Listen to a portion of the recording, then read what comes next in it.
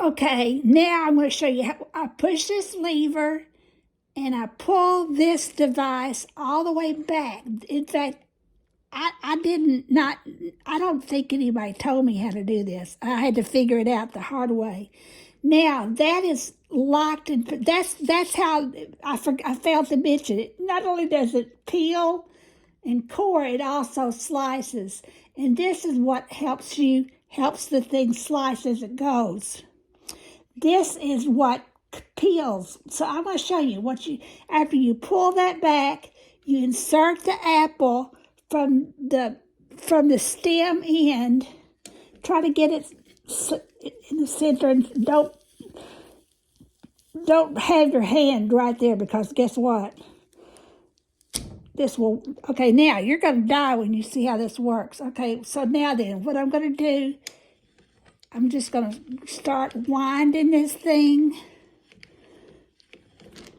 Now watch this magic.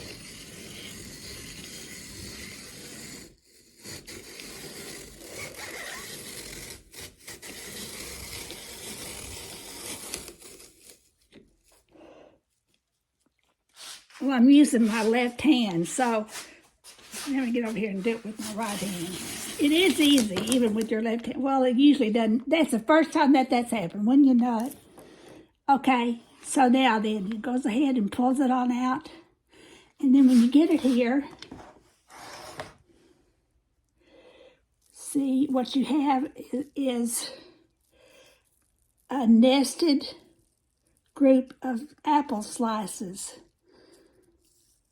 It doesn't seem like that ought to be that much difference, but I got this about 3 days ago, and I've eaten probably 20 raw apples since then.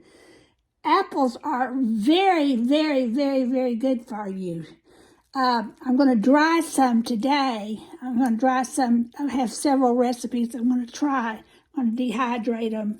So that's really why I got this.